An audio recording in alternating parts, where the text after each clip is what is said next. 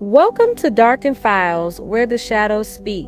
We uncover the untold stories behind domestic violence and brutal crimes, exposing the chilling truths hidden in plain sight. Real cases, real voices, no sugarcoating.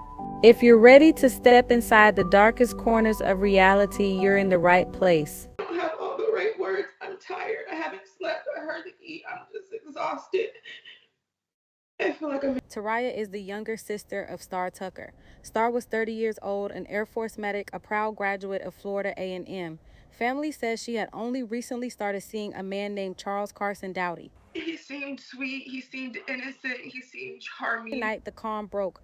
Deputies raced to the parking lot of an apartment complex on Baldridge Drive after a call of shots fired. Sheriff Chip Simmons said they found Star there. The investigation revealed that the victim's boyfriend had fired about 15 to 16 shots and struck her 7 times at least, and then used her car to drive over her.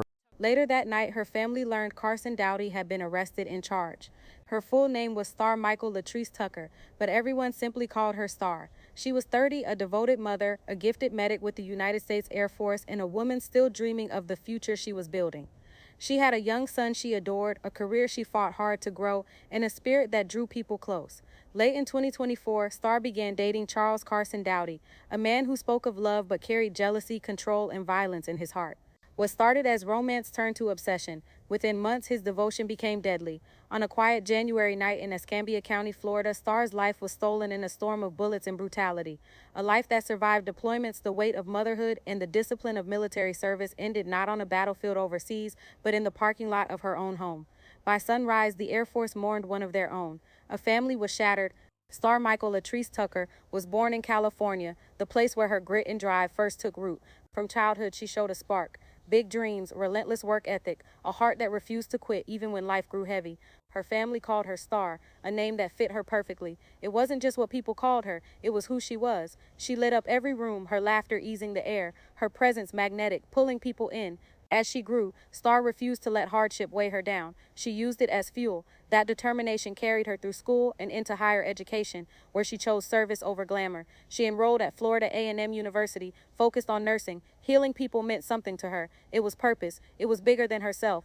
But school was only the beginning. Star soon joined the United States Air Force. She served with the 919th Special Operations Medical Squadron, training and working as a medic. Her uniform wasn't just fabric, it was sacrifice, it was duty, it was proof of her belief in protecting others. Even with all that service, her heart belonged to her young son. He was her center. Friends and family said every decision she made, every late night of studying, every long shift, every sacrifice was for him. Like how?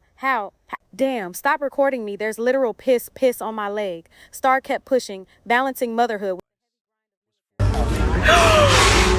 How? How? Daniel, stop recording me. There's literal piss on my leg.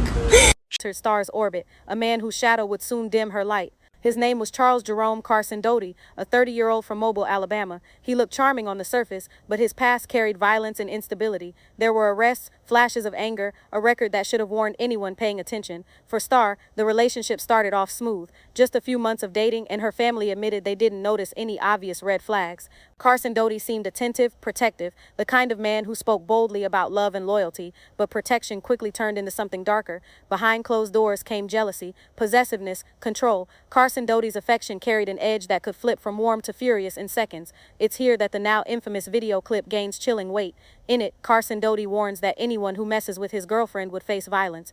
At the time, it might have sounded like macho bravado, an empty threat born of ego. Looking back, it was a window into a man already spinning toward destruction. Star likely didn't see it that way. To her, he was a companion, a man speaking of love. She couldn't have known the danger wasn't outside her door. It was right beside her, calling itself love. He also posted about tension with her child's father. He wrote online, "My girlfriend's baby daddy says he don't want no type of communication with me. Dude, I'm around your kid 24/7. And if something happens and I can't get in contact with his mom, wouldn't you want to know what's going on? That's why them lawyers looking at you like you're a dumb ass requesting that."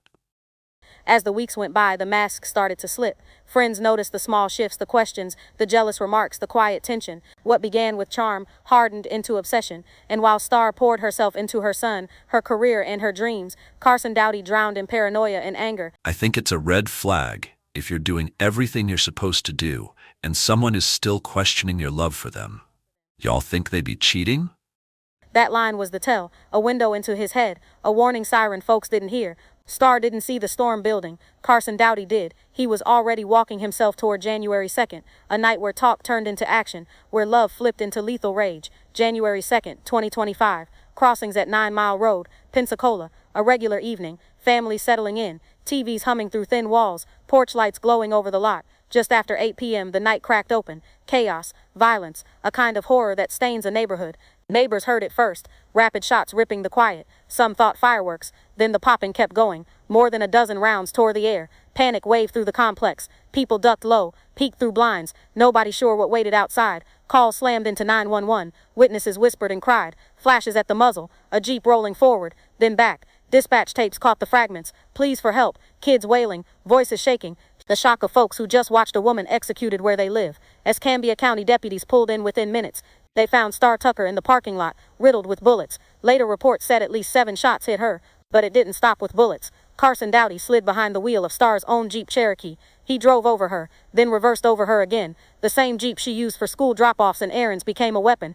Medics worked fast. Her injuries were too much. They rushed her out. The doctors couldn't bring her back. That night, the Air Force lost a medic, a mother, a daughter, a friend who brought light into every room. He ran. He left the lot and left fear behind him. Deputies moved quick to track him down. On the run, he picked up the phone and made a call that still stings. He rang her child's father and said she was gone. No explanation, no detail, just cold words and empty air. That call set suspicion on fire. The father, shaken, called police. Detectives heard it and felt it. This didn't sound like grief. It sounded like a man confessing without saying the words. Word spread fast. Escambia put out a bolo for Star's black Jeep Cherokee. Alabama agencies locked in. Highways watched. Patrols tightened. He was armed. He was moving.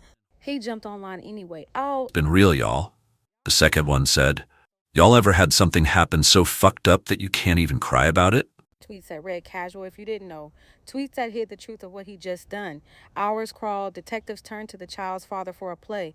Call him, keep him talking, find the crack. He called. Dowdy picked up, calm voice. He said the Jeep had a flat. Said he was on the shoulder waiting on AAA. That was the slip. Enough for a trace. A man who unleashed hell was now stuck on the interstate because of a tire. Near Spanish Fort, Alabama, officers pulled up on him. Jeep dead. Run over. He went in without a fight. The gun sat on the passenger seat. They booked him into Baldwin County Jail. Processed. Held for the ride back to Florida. Escambia announced the manhunt was done. But endings don't fix nights like that. Not for Star's people. Not for her child. News broke across the Gulf Coast. A man arrested for murder. He's accused of killing a woman in Escambia County, Florida last night at an apartment complex in Ferry Pass. And listen to this. She was shot, then run over. And deputies tell WKRG News 5's Alexa Daly her boyfriend is responsible. WKRG's Alexa Daly stood on Baldridge Drive and called it like it was brutal. Family identified her as 30-year-old Latasha Tucker. Deputies said the suspect was 30-year-old Charles Jerome Dowdy. Alabama authorities found the Jeep on the interstate just inside the state line. Dowdy was taken into custody. Carson Dowdy was booked into the Baldwin County Jail just before 1 a.m. Friday. Not long after, he was sent back to Escambia County, Florida, one county line and a thin stretch of highway away. Deputies credited the quick handoff to strong communication and trust between agencies. They said those partnerships mattered.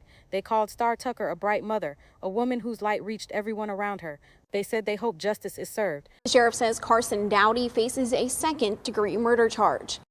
The legal process moved fast. Dowdy stood before a judge in Escambia County, shackled, face blank, while Star's family sat only feet away, stunned, grieving, trying to breathe through the pain. Local news tracked every move. Bond was discussed, but the crime left no room for mercy. Early hearings laid out a case heavy with proof, witness statements, ballistics, the Jeep, and above all, the raw cruelty of the attack. For Star's loved ones, watching the man who once promised her love, now accused of ending her life, was almost unbearable. One sister said she still couldn't wrap her head around it. The relationship was short, only a few months. No warning signs they could see, but prosecutors soon realized this wasn't just a local case. It stretched beyond Florida.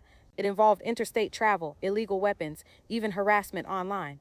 The case outgrew the state courthouse. On August 25, 2025, everything shifted. A federal grand jury in the Northern District of Florida handed down a sweeping indictment. The charges stacked high: cyberstalking, interstate domestic violence, murder through use of a firearm, discharging a firearm during a violent crime, possession of a firearm by a convicted felon. Each count carried heavy time.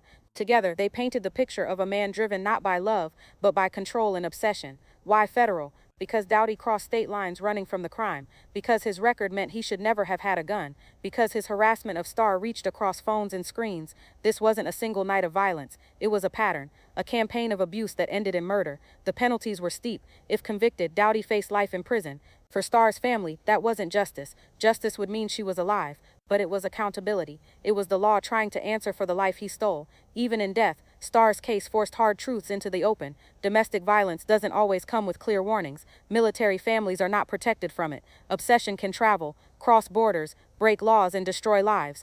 And the most haunting truth of all, Carson Dowdy once looked into a camera and promised to attack anyone who messed with his girlfriend. In the end, the world didn't harm Starr Tucker. The danger was never outside. The danger was him. In the weeks after her murder, the people who loved Starr struggled to fill the space she left. He didn't give off he could do something like this, but He didn't give off he could do something like this. But you never know until it's too late. I don't understand why he did what he did, because he could have just left. I just want justice as of now, and I won't stop until I get it.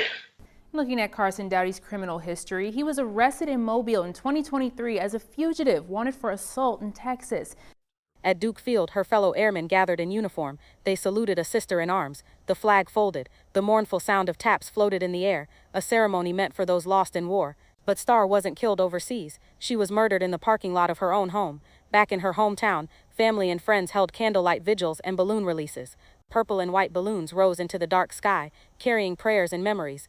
Voices remembered her laughter, her kindness, her drive that never wavered. To them, she wasn't just a victim. She was a mother, a daughter, a woman whose dreams should have stretched decades. The hardest truth rested with her young son, too small to grasp the cruelty of that January night, old enough to feel the emptiness every single day, the hugs that will never come, the bedtime stories silenced, the milestones she will never see. For him, life will always be split in two, the years with his mother and the years without. Starr survived basic training. She survived long nights in the ER. She survived the grind of motherhood and the demands of military service, but she could not survive the man who claimed to love her. Starr Michael Tucker should be here, raising her son, serving her country, building her future. Instead, her name joins a list too long, lives lost to domestic violence, and we are left with a question that refuses to fade. How many more warnings must we hear before we finally take them seriously?